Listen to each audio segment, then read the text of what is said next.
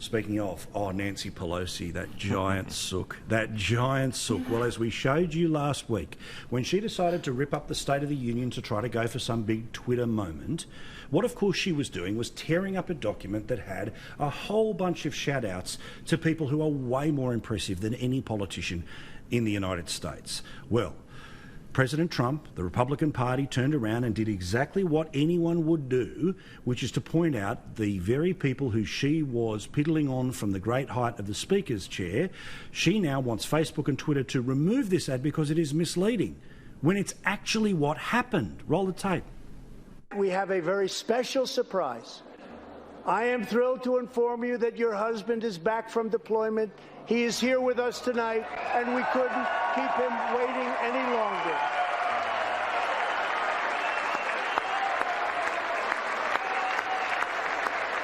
I can proudly announce tonight that an Opportunity Scholarship has become available. It's going to you, and you will soon be heading to the school of your choice.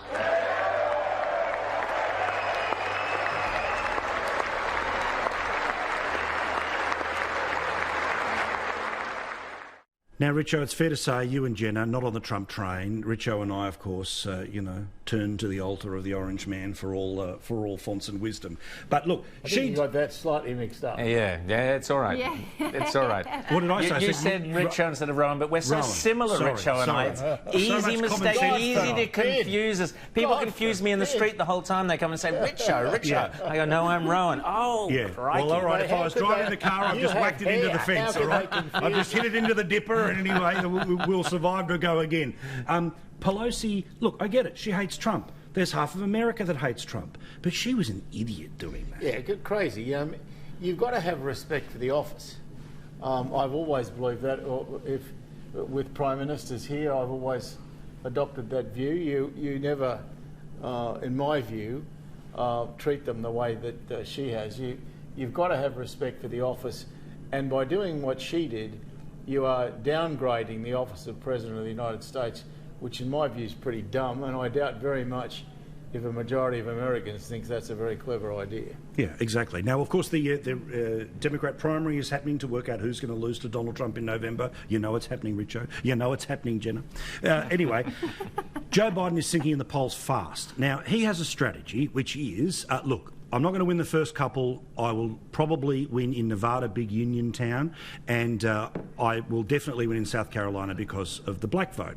Problem is, he was 5th in Iowa. He looks like he will be 4th or worse in New Hampshire, and he's only got $5 million left, and nobody is coming to his defence to throw money. So the person who is the not lefty candidate after Biden, most likely, looks like it's going to be this Mayor Pete bloke. Well, Biden decided to have a swing at the bloke who wants to be the first gay president. These guys, Mayor Buttigieg? This guy's not a Barack Obama. Barack Obama had been a United States Senator of a really large state. Barack Obama had laid out a clear vision what he thought the international society should look like and what the order should be. Barack Obama had laid out in detail what he thought should happen with regard to the economy.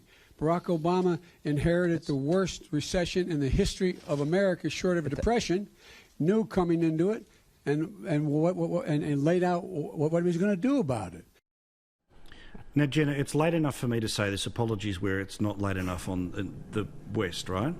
Biden's shit at running for president. He was in the 80s. He was in the early 2000s. He is in 2020, right?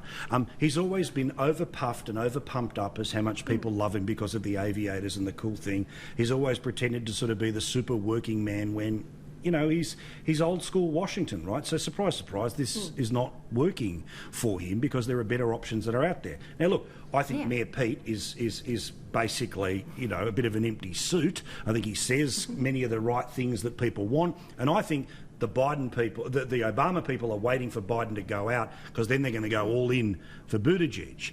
How do you feel going into New Hampshire and then the next bits on, be it Mayor Pete, be it Wild Bernie, or be it Biden?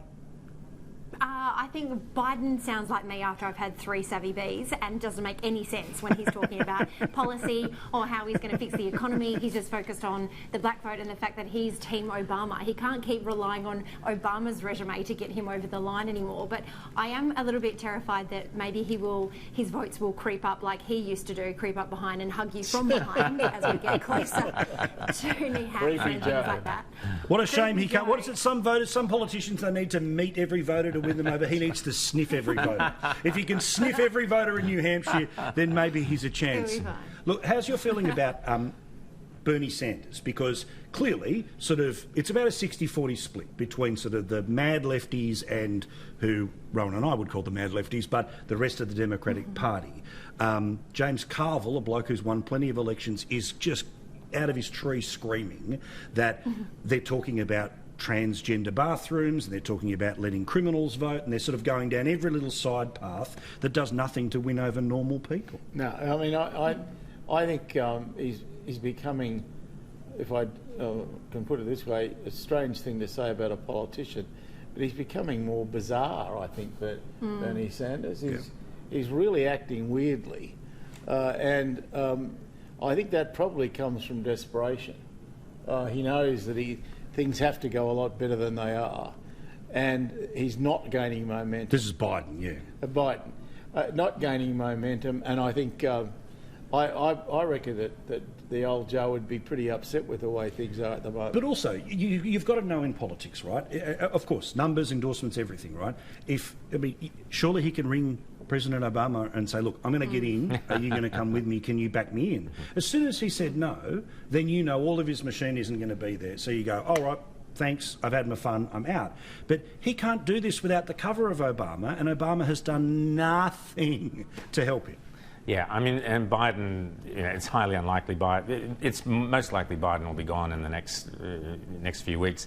He keeps hanging on there, but it's $5 million. Where's the money going to come from? It's just not credible. He can be voted for. You mentioned Bernie Sanders. Weirdly, for this old, strange communist who used to take his holidays in Russia, he is so far to the left and so extreme that he might actually wind up being the candidate, for the simple reason that there's a lot of people have forgotten, and you and I, Paul, discussed this repeatedly during the 2016 election, that Trump appeals to blue-collar workers. And this is a debate we've had time and time again.